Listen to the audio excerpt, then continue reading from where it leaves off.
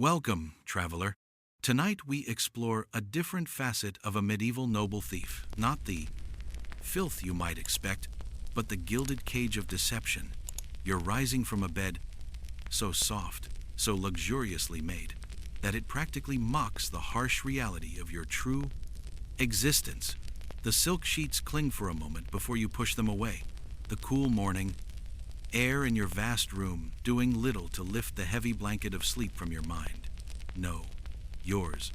Fight isn't against the plague, but against the suffocating weight of your own elaboration, deception. So, before you settle in, if this moment touched you, even briefly, don't forget to like the video and subscribe, but only if it truly does. And if you'd like, share yours. Comments. Where are you right now? And when did the world outside decide to slow down? It would be gratifying. Now, dim the lights. Let the fan play that steady background music, and let's go. Let's adventure together. You swing your legs over the side of the bed, your bare feet finding the cool, intricate weave of an imported rug. Sunlight, filtering through an ornate stained glass window, paints colorful patterns on the polished oak floor. This is your reality, at least during the day.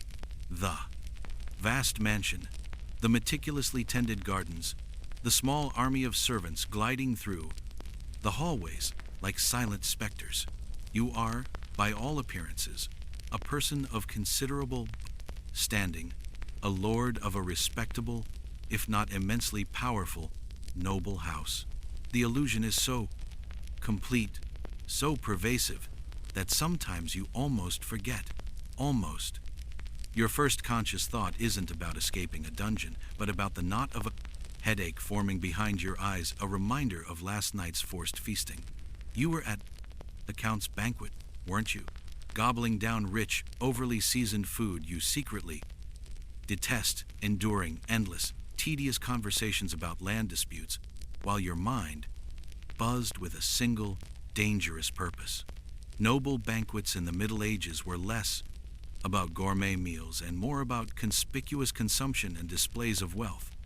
Think of vast quantities of meat, often bland and overcooked, served on endless plates, designed to impress rather than delight the palate. You merely picked at your roast swan, mentally mapping out the layout of the Countess's jewelry box. You crossed the room to a polished silver mirror, a rare luxury for the time, and examine your reflection. It's a familiar face, carefully sculpted by years of practice. The eyes, however, betray you. There's a hardness there, a weariness, and a glint of something calculating that would send shivers down the spine of any unsuspecting nobleman if they actually saw it. This isn't the face of privilege. It's the face of a predator, perfectly disguised. A peculiar detail. Mirrors in the medieval period were typically small, made of polished metal or sometimes leaded glass, offering a rather distorted and blurry image. Yet, for you, even a distorted reflection is enough to scrutinize your performance. You check the dark circles under your eyes, any hint that the exhaustion from your nocturnal escapades might be visible to the sharp eyes of a courtier. A soft knock at the door announces the arrival of your personal valet, a perpetually stoic man named Thomas who has served your family for decades. He carries a basin of warm water scented with rose petals and linen towels, freshly washed. This is the routine, the morning ritual of a nobleman. You allow him to help you to trim your jaw or arrange your hair, to select your best tunic. Every movement deliberate, every word exchanged, even a simple "Good morning, Thomas," is part of the charade. You ask about the weather, the stable master's report, the latest kitchen gossip, mundane details that anchor your noble persona firmly in place. The burden of this dual identity is immense. By day, you are expected to embody the virtues of your position: chivalry, piety, hospitality. You must attend mass, preside over petty disputes between your tenants, exchange pleasantries with neighboring lords and ladies, and feign interest in the tedious machinations of court politics. You may even oversee the training of your household guard, the very men you meticulously avoid during your nocturnal adventures. Irony is a bitter taste in your mouth, a constant companion. It's terrible because there's no escape. Your noble status is both your shield and your prison. It grants you access, information, and a plausible reason to be close to wealth. But it also means you can never truly relax, never let your guard down. The performance is 24/7, a grueling, intricate dance, where one misstep, a forgotten detail, a slip of the tongue, a moment of genuine emotion can mean the gallows. And for a noble, a gallows meant public humiliation, the utter destruction of their family name, a fate that is arguably worse than death itself. Your life is a constant, suffocating lie, and you are its reluctant, masterful interpreter. The early morning hours are a meticulous choreography of nobility. You descend the grand staircase, the soft click of your fine leather shoes echoing in the silence of the house, a silence that, to a thief's ears, is always suspicious. Servants bow as you pass, and you offer a brief nod, a barely perceptible smile, the exact measure of formality expected of someone of your class. In the great hall, where morning light floods your family banners, and the dusty portraits of ancestors who would never dream of your double life, breakfast is already laid out. It's not the stale bread and cold water you might have ingested in hiding the night before. Here, the table groans under the weight of fresh breads, fine cheeses, rare seasonal fruits, and of course, a jug of diluted wine, acceptable for a noble breakfast. You take your place at the head of the table, a symbolic throne of your daytime domain. Thomas, your valet, serves you with the precision of a robot. It is then that the hall door opens with a soft creak, and your aunt, Lady Eleanor, enters.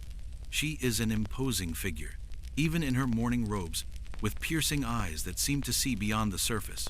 She is, in herself, a kind of nocturnal observer. Only hers is one of gossip and social conventions. "Ah, my noble knight," she begins, her voice a soft coo that barely conceals a twinge of curiosity. She always called him by his title, never by his given name.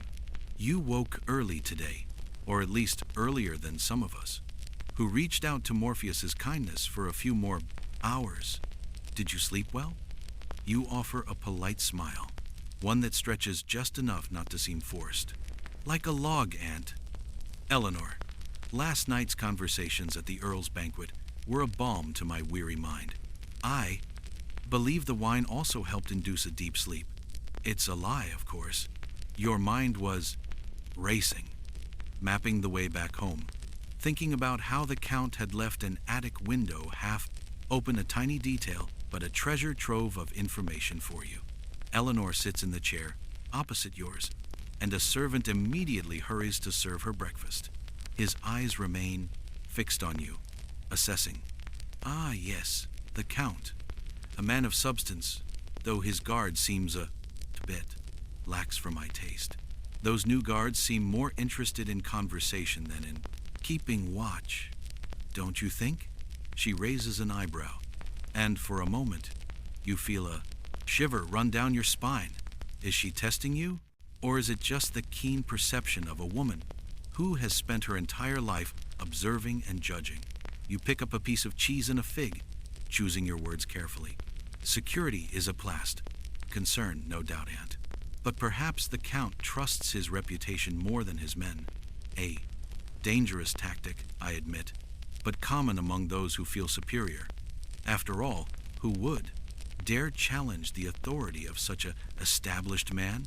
You emphasize the word established, a subtle irony that only you would notice, for the established are always the most vulnerable. She smiles, a thin smile that doesn't reach her eyes. "Yes, we are superior. However, remember, my dear, that even the highest wall can have a weak foundation if not constantly inspected. They say fortune favors the bold, but prudence saves the day." In 1348, during the Black Death, many nobles considered themselves irreplaceable in their secluded castles, But the disease didn't discriminate against titles or wealth, invading even the most secure of fortresses. A lesson in the fragility of security, don't you think?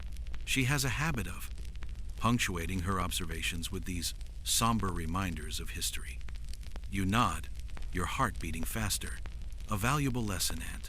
Vigilance is indeed the greatest defense. You force yourself to keep your expression neutral, your mask unshakable. A peculiarity of Dame Eleanor.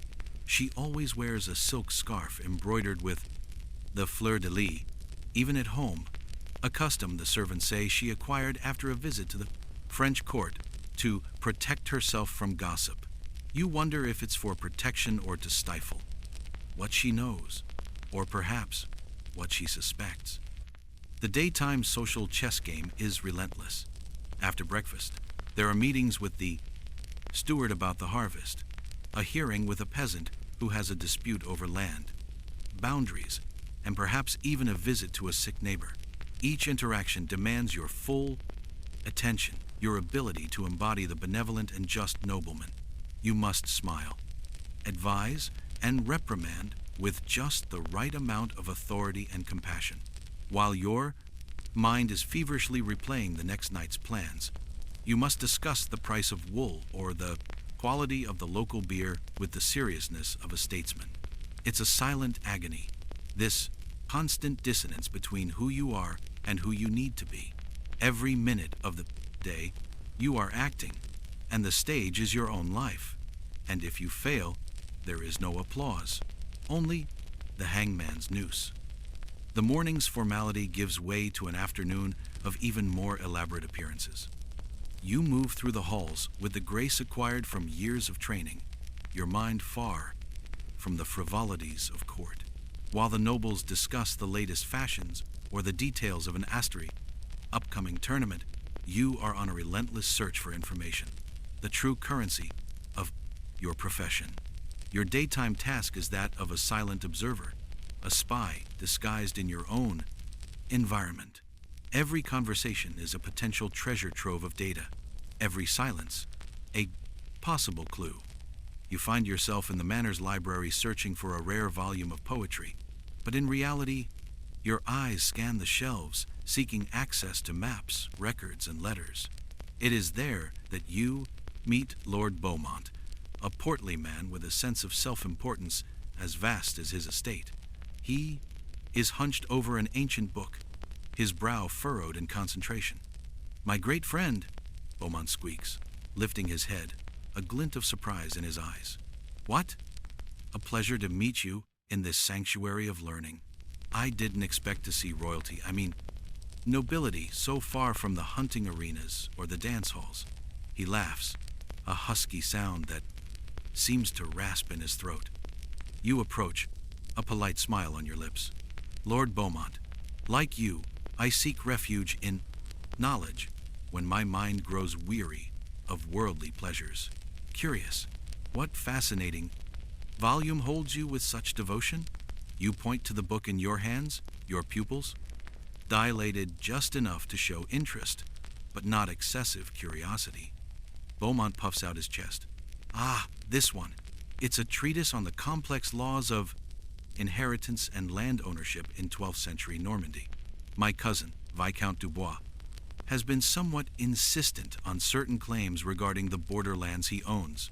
A delicate matter, requiring thorough research to ensure justice is served. After all, a man must protect what is rightfully his."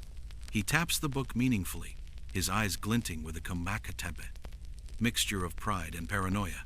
Your brain processes the information in milliseconds. Dubois, borderlands, dispute.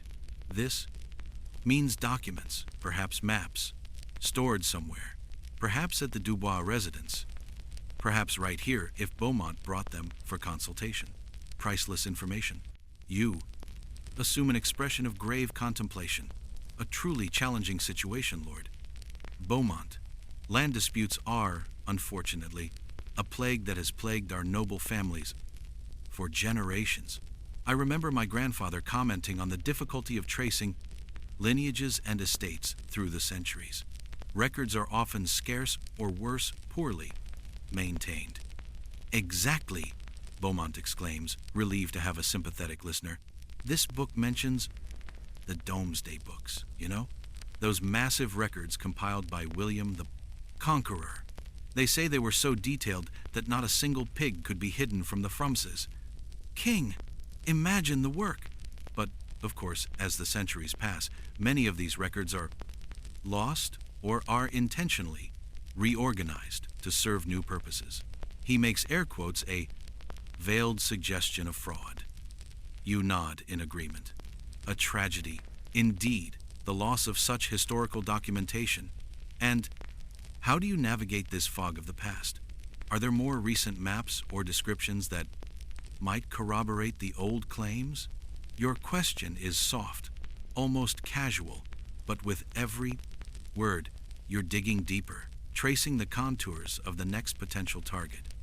Beaumont sighs heavily. Ah, that's the crux of the matter. Viscount Dubois claims to possess ancient maps dating back to the time of the conquest, supposedly kept in his personal archive. He's a methodical man, almost obsessive about his papers, full of small boxes and safes, each with a different lock, almost like a dragon guarding its treasure. You'd say, he laughs again, a self-indulgent laugh that you find nauseating. One detail you notice about Lord Beaumont. He always wears a ring with a huge ruby on his little finger, which he insists is a family heirloom, but which in fact was a recent acquisition of dubious origin. He has a habit of spin it absent-mindedly when he's thinking, or, more likely, when he's bragging. A meticulous dragon, then, you murmur, your gaze fixed for a moment on the ruby. I hope your search is fruitful, my lord. Justice, after all, is an ideal we all aspire to protect. You step back, your mind already constructing a mental map of the Dubois estate, visualizing small boxes and safes, each with a different lock. Your relentless pursuit of information isn't limited to conversations like this. It's the smell of smoke from a noble family's chimney that tells you they're home, or the footsteps of a guard patrolling a courtyard. You note meal times, guard changes, market days when movement best disguises your presence. You become adept at reading body language, at deciphering the secrets people think they're hiding. The agony of dual identity is most palpable at these times. While you feign interest in genealogies and war treaties, the thief's mind is working in the background, analyzing, planning. It's exhausting. You need to be present, to be convincing as the nobleman, but at the same time, your true mission demands that you remain detached, observing it as an outsider. It's like having two souls inhabiting a single body, each pulling in opposite directions, every moment of the day. And the price of this self-imposed schizophrenia is high. You retire to your quarters in the late afternoon, citing a slight indisposition or the need to review the estate records. It's a convenient excuse, since privacy in a noble house is a rare and coveted luxury. There, in the quiet of your luxurious room, the metamorphosis begins. The first layer to be stripped away is that of the mind. You sit at your polished oak desk, not to write diplomatic letters, but to review the stolen maps or the architectural schematics you've gleaned from your photographic memory to draw your own. The buzz of the day's conversations fades, replaced by the predator's sharp focus. You open a secret compartment in your desk, a simple trick you designed yourself, an irony for someone who cracks the most complex mechanisms. From inside, you pull out a set of notes. They're not official parchments, but small scraps of paper, often written in the margins of old books or on the back of forgotten love letters, with coded scribbles. Where? Is the service entrance to Viscount Dubois' stable? Ah, yes, behind the gnarled oak. And the lock? A bronze knob, the inner rosette slightly loose, allowing extra play for the pick. Every detail is a step toward your success, and a step deeper into your life of lies. Your transformation is not just mental but physical. You shed your noble clothes, silk, velvet, fine wool, and fold them with the care expected of a nobleman before storing them in an ornate chest. Beneath them, at the bottom, are your work clothes. A dark fabric, often linen or dyed twill, that doesn't reflect light, doesn't rustle with movement, and, crucially, doesn't carry the scent of incense and perfume that betrays nobility. You wear trousers that allow you agility, a tunic without any adornments that might catch on a beam, and a hood that hides your face in the faintest shadows.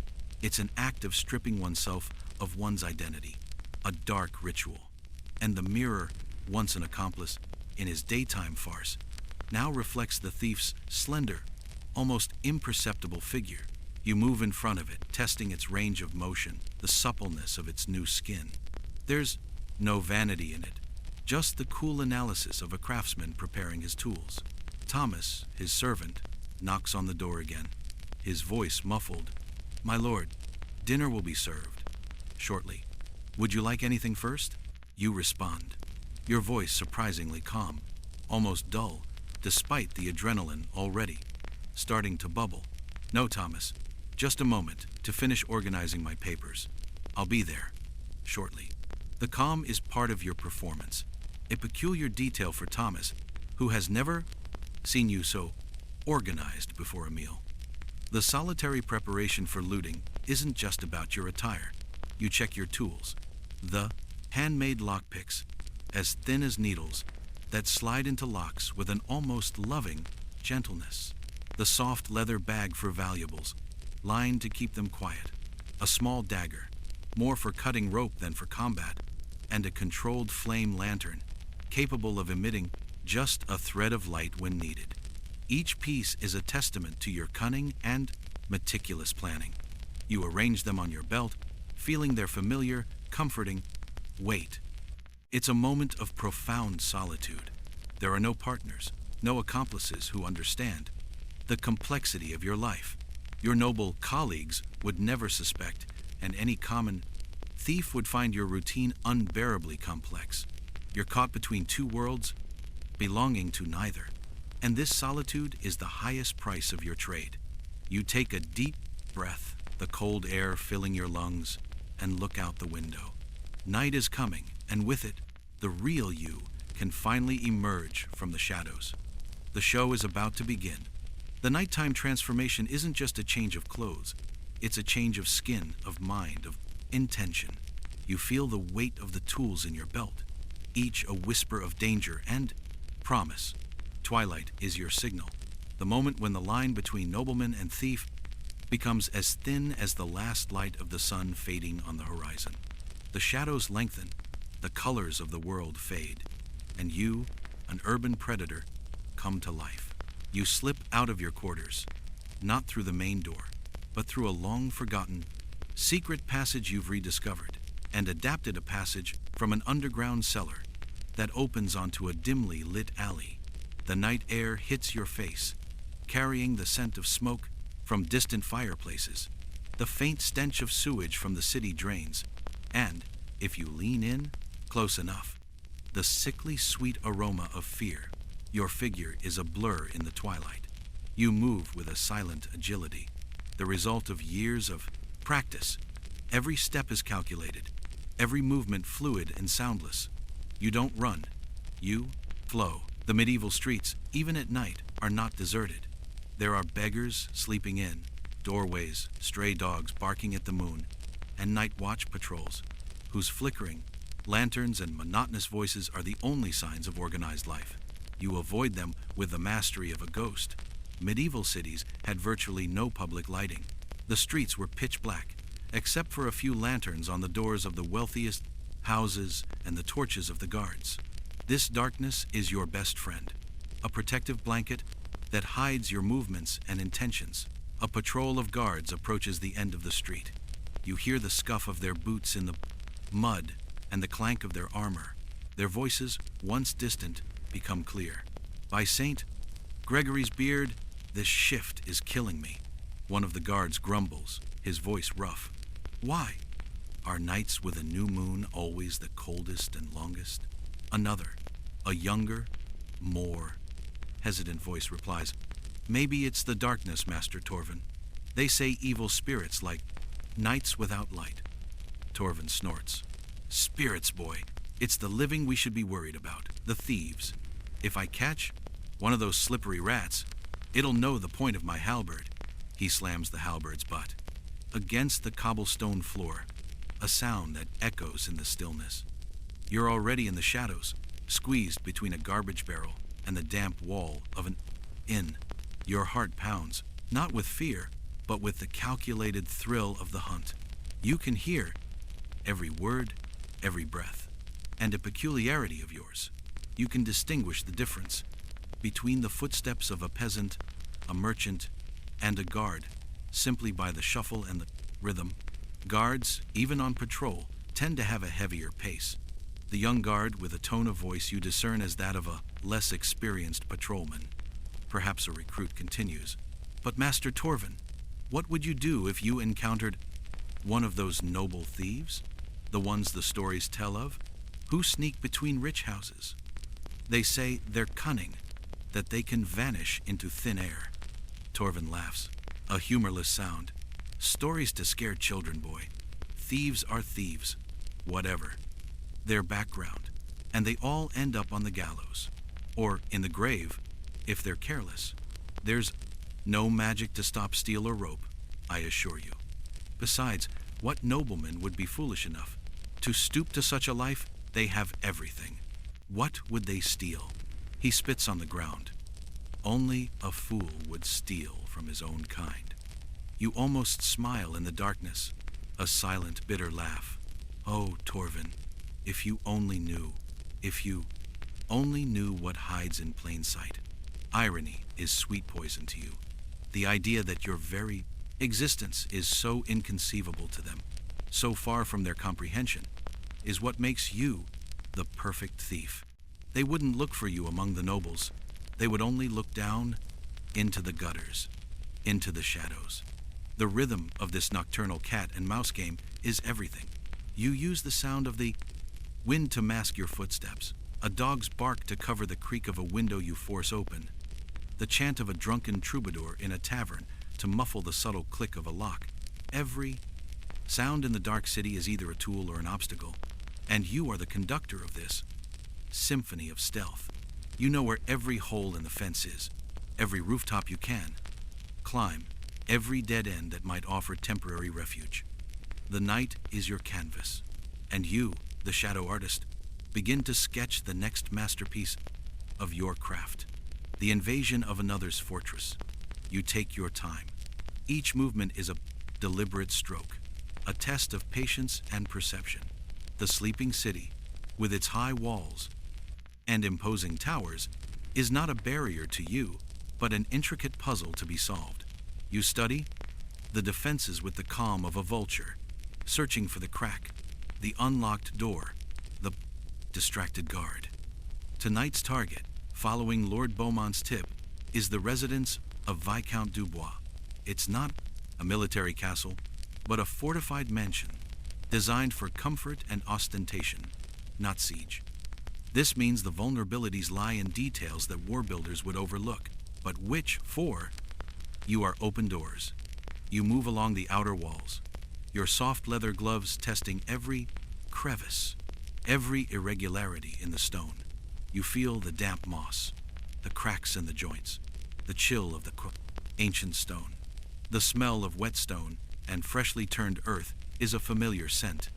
The first thing you look for is routine. Guards, like any human being, are creatures of habit. You spend an hour, maybe more, simply observing from an opposite rooftop. Two guards in front, one to the side, and one who seems to disappear and reappear at irregular intervals. Oh, he's checking the stables. A peculiar detail about medieval fortifications. They were often built for aesthetics and social status, not just defense. Large windows, balconies, and decorative elements could be weaknesses, even if they looked impressive. Suddenly, one of the guards in front yawns loudly, stretching before leaning against the wall, the glow of his flashlight barely illuminating the floor in front of him. The other guard has his head down, perhaps dozing while standing. You wonder if they drank too much at the servants' dinner. By God, Gervasio, you're going to wake the dead with that yawn, comes the voice of the Prosta 7, guard leaning against the wall, whom you identify as Master Ilarion, a veteran with a scar over his eye. Gervasio sniffs. Sorry, Master Ilarion. This night is so silent that even my eyelids feel like lead. No one in their right mind would attempt anything here. Viscount Dubois is very well protected. Ilarion laughs, a mirthless sound. Protected by his own reputation, perhaps. But thieves don't care about reputation, young man. They care about silver. In any case, the Viscount assured me that the new lock on the back door, the one with the impossible mechanism, would render any break-in useless. He even told me he tested it personally. What kind of nobleman tests his own locks, I wonder? His heart skips a beat. Impossible mechanism. What luck. Nobles love to boast about their new inventions, and often ostentation is the key to their downfall. A cautious nobleman, perhaps, Gervasio offers, sounding more curious than concerned. Cautious or paranoid? Ilarion retorts. He made me stay up until midnight watching him. Fiddle with that thing. He looked like a mouse in a complicated cheese. He even left a set of keys with the butler in case anything went wrong with his novelty. He said the butler would be the only one who knew the secret if he needed to unlock the door without the Viscount himself. Apparently, the lock is so complex that no one else could. Bingo. Or rather, a miracle. A backup set of keys with the butler, who's probably fast asleep, in his own bed, or, if you know him, playing dice in some tavern late into the night. This is a perfect example of how over-reliance on complexity can lead to vulnerability. You step away, the smile of a satisfied predator, curving your lips in the darkness. Viscount, Dubois' arrogance is your ticket. Now, the challenge is to find the butler and his set of keys. Or, if the butler's house is very well guarded, break directly into the back door, already knowing that the impossible lock has a design flaw or a master key in case of emergency. You observe the pattern of lights inside the mansion, the flickering flames of the fireplaces that die out one by one, the candles extinguished in the upper hallways. The silence of the candles, night deepens, punctuated only by the occasional rustle of leaves in the breeze and the croak of a distant frog. It's a symphony of nature, and you are the quietest note. This is the agony of dual identity taken to the extreme. You're on the verge of committing a crime, but your mind is calm, cool, and analytical, like a chess master studying his next move. You don't feel the adrenaline of fear, but the calculated tension of a surgeon before delicate procedure. The only thing that would betray you now would be your own mind, if it allowed the nobleman within you to succumb to panic. But you won't allow it. You are the hunter, and Viscount Dubois, with his impossible lock and his oversleeping butler, is your prey. The art of infiltration isn't a matter of brute force, but of intelligence and patience. You don't break down doors. You convince them to open. After the priceless revelation about the butler and Viscount Dubois' impossible lock, their plan solidifies. A direct approach to the back door would be too risky, even with the information. The best route is always the one no one expects. You move silently through the property, avoiding the darker, damp patches on the cobblestone floor that would betray a careless step. The horsey smell from the adjacent stables mingles with the faint, musty aroma of the ancient stone walls. With every shadow, you verify your presence, blending into the surroundings like a nocturnal chameleon. Your target now is the servants' quarters. There are no guards there. Medieval houses. Servants' quarters were often labyrinthine, with hidden passages and service stairs, designed to keep the staff discreet and out of sight of the nobles. To you, these passages are like veins in a body, leading directly to the heart of your target. You find a small window at the back of the servants' quarters, too high to be noticed, but not reachable by someone with your skills. There's no glass, just a rudimentary wooden grate, a common feature in many medieval buildings to allow ventilation without compromising basic security against animals or smaller intruders. You test the bars, applying methodical pressure, a barely audible groan of old wood, and one of them gives slightly. A few more moments of effort, and you slip through like a wisp of smoke. Inside, the air is stuffy and heavy, smelling of sweat, straw, and dreams. You're in the main hallway of the servants' quarters.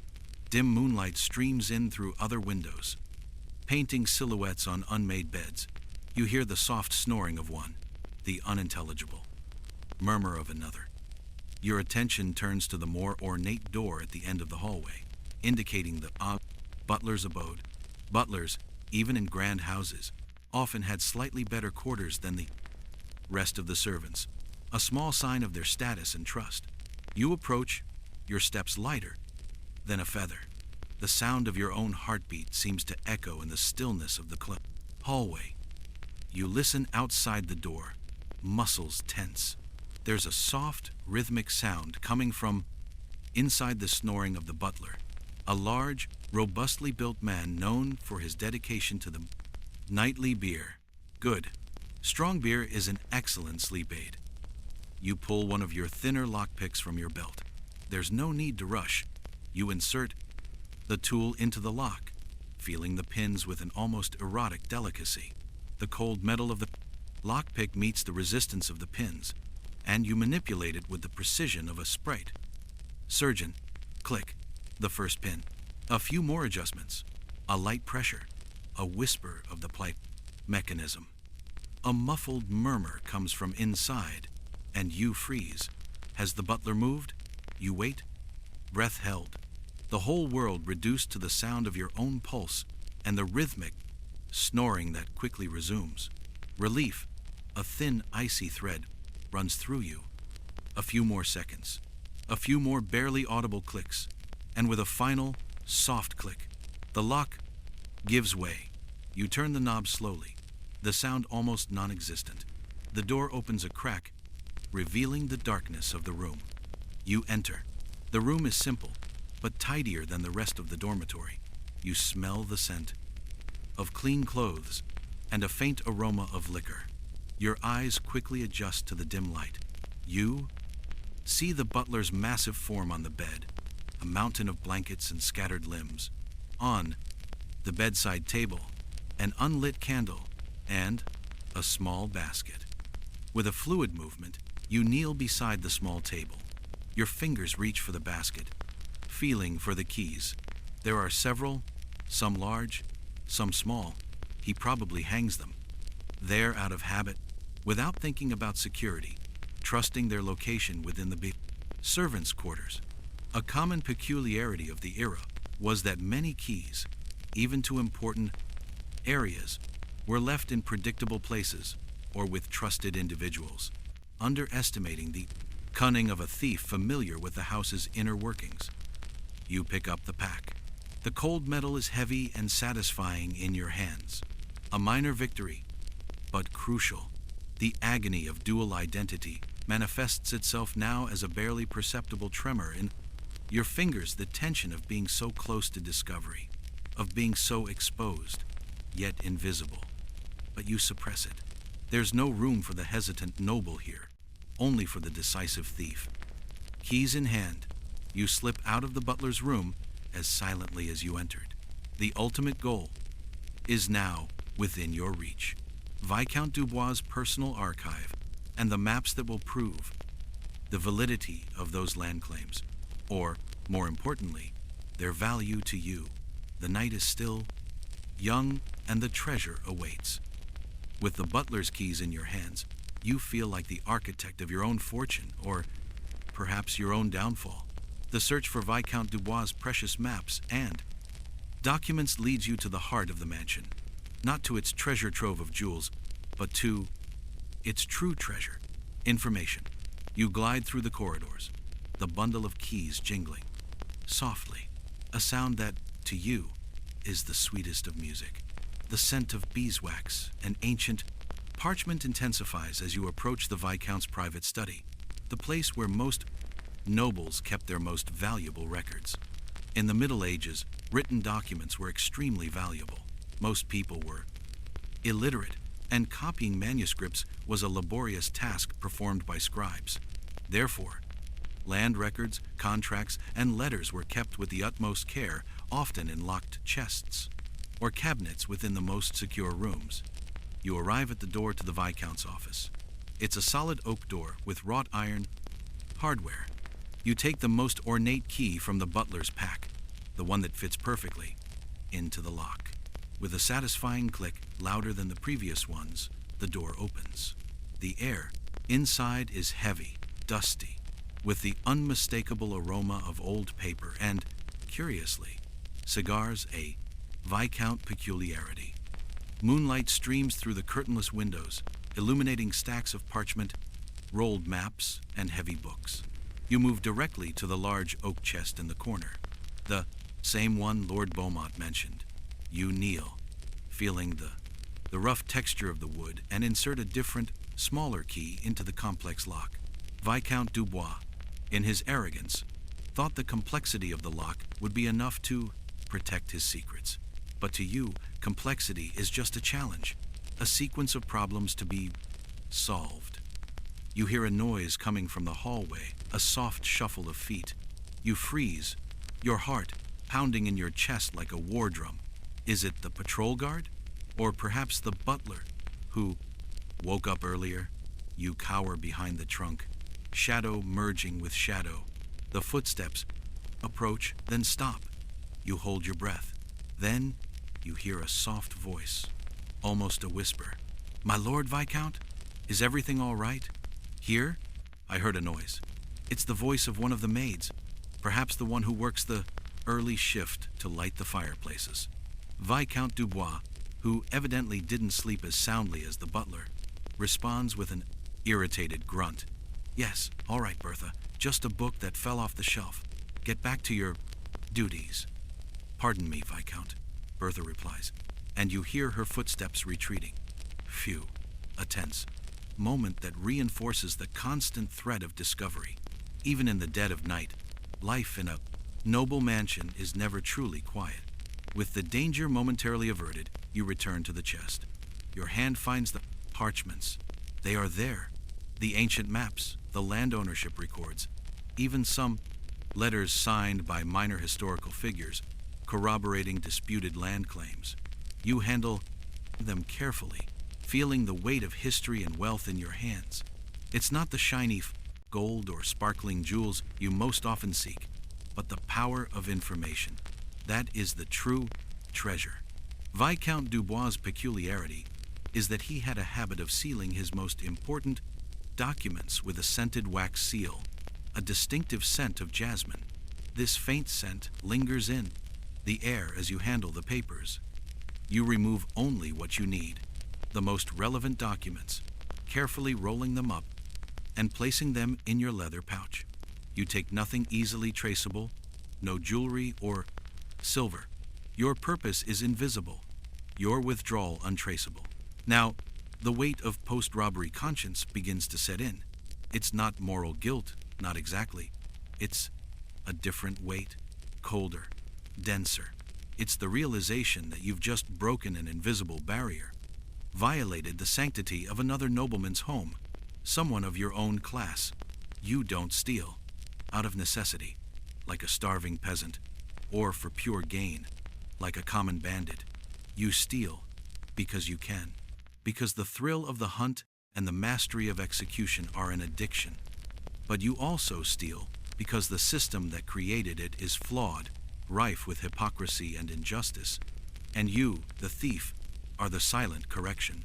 The adrenaline that propelled you through the locks and corridors turns into an icy current of urgency. The escape across the slippery rooftops is the most dangerous part, where one false step, one loose tile, could mean not only discovery, but a deadly fall that not even your cunning could elude. The wind stings your face as you run, leaping over the tiles, pursuit hot on your heels, or at least the possibility of it, as real as any guard. You leave Viscount Dubois' office and return along the same silent paths, the butler's keys back in their proper place, the servant's window gently closed. Every movement now is a silent farewell to the invaded territory. The smell of the fragrant jasmine of the Viscount's seal still lingers in your nostrils, a reminder of what you left behind and what you carried with you. You emerge back into the cold city night. The moon, now higher, illuminates the cobblestone streets with a treacherous silvery light. The rooftops are your way back, the quickest and least patrolled route. You scale a stone wall with the familiarity of a cat, using the irregularities of the mortar and the small overhangs of the eaves. The thin air up here is cooler, and you can see the city stretched out below, a sea of dark rooftops, chimneys, belching sluggish smoke, and the occasional glow of a distant lantern. You move from one rooftop to another, barefoot or in soft-soled boots, feeling the texture of the tiles, the slight unevenness between one house and the next. There's a leap across a narrow alley, a precarious balance on an exposed beam, a quick descent down a rain gutter. You hear the distant bark of a dog, the sound of a window closing somewhere below. Every sound is a reminder of your vulnerability. Suddenly, a movement on the adjacent roof, a dark silhouette. You stop, your body tense, ready to react. It's not a guard, it's a cat, a thin, cunning feline that watches you with glowing eyes before disappearing into the darkness. You almost smile. The escape isn't just physical, it's mental. You replay every step, every sound, every movement. No one saw you enter, no one saw you leave, but paranoia is a constant companion. You imagine the guards finding the lock slightly tampered with, Viscount Dubois discovering your documents missing in the morning, the news spreading through the corridors of power. Every whisper in court tomorrow will be about the robbery, and you'll have to feign shock and outrage, offering advice on how security should be tightened. The charade never ends. Finally, you reach your own ground, not through the front door, of course, but through a secret passage in the back. You slip into the familiar darkness of your own home, the scent of incense and dried flowers, a strange counterpart to the smell of dust and roofing that still surrounds you. You strip off your thief's robes, hiding them in a secret compartment, and replace them with a silk robe before climbing into bed. Just minutes ago, you were a stealthy ghost, an invisible predator. Now, time is of the essence. Dinner, that daily theatrical performance, is about to begin. You dress hurriedly, choosing a dark velvet tunic, heavy and luxurious. Thomas is already there, his expressionless expression, as he helps you put on the layers. You wonder if he smells the night on you, the subtle odor of dust and tile, unbecoming of a nobleman fresh from a restful sleep. But he says nothing. His loyalty is absolute, his discretion legendary. Dinner has been announced, my lord, Thomas murmurs, his voice monotone. The guests are already gathered in the great hall. You descend the imposing staircase once more. But this time you're not a ghost. You're the host. In the grand dining hall, torches flicker, casting dancing shadows on the ornate walls. The smell of roast meat, mulled wine, and spices fills the air, a richness that contrasts with the poverty you've just left on the dark streets. Lord Beaumont is there, already eating a piece of bread, his eyes bright with wine. Lady? Eleanor, with her piercing gaze, watches him from her chair. And there are other nobles, neighbors, some distant relatives, all in their best finery, their conversations a constant buzz of gossip and forced laughter. You walk to the head of the table, a warm, tired smile on your lips, as if the day had been exhausting with the noblest of obligations. My apologies for the delay, my friends. You say, your voice surprisingly calm. A last-minute urgent matter with the quartermaster regarding this fall's harvest. Lord Beaumont chuckles, his voice hoarse. always the most diligent of us. While others indulge in the pleasures of wine, you care for the prosperity of the land. Commendable. But, come, the meat is getting cold. I was just discussing with Lady Alara the rumors of theft Viscount Dubois' estate. I heard he lost important documents. A tragedy, don't you think? You sit down, picking up a glass of wine and taking a sip. Your eyes meet Lady Eleanor's for a moment. She merely smiles. An enigmatic smile that could mean anything or nothing. Ah, yes, Viscount Dubois. You begin, your voice filled with the most perfect indignation and concern. I've heard the whispers. It's a calamity. What kind of monster would do such? A thing? To invade a man's sanctuary, to steal his most private papers. It's an affront to our very social order. You wave your hand, the expression of revulsion perfectly on your face. I'm truly shocked. If there's anything I can do to help the Viscount, any advice on how to strengthen his defenses, don't hesitate to ask. After all, the safety of one is the safety of all, isn't it? You look around the table, catching the eye of each guest, each nodding, some with genuine concern, others with the complacency of those who never expected such a thing to happen to them. Lady Eleanor tilts her head slightly, her fleur-de-lis scarf brushing his shoulder. Your generosity and concern are admirable, my dear. But I wonder, could a thief so cunning, capable of such feats, perhaps be hiding in plain sight? After all, the most dangerous are not those who operate in the shadows, but those who move among us under the cloak of trust. You look at her, and for a moment, the mask threatens to crack. There's a glint in her eyes that you can't quite decipher. Is it a provocation, a suspicion, or simply your aunt's keen intelligence? You smile back, the smile of a weary but unwavering noble. Aunt Eleanor, your wisdom is unparalleled, but I pray that such a creature never comes among us. It would be a tragedy for us all. You continue to talk, to eat, to laugh when expected. The meat tastes like ash in your mouth. The wine is just liquid. You're exhausted, but the performance must go on. Because the greatest trick of a medieval noble thief isn't storming castles, but surviving dinner. And, with every word, every forced laugh, every exchanged glance, you become even more of the perfect noble, and the thief in your heart hides deep and silent. It's a life of lies, and you're the master of the act.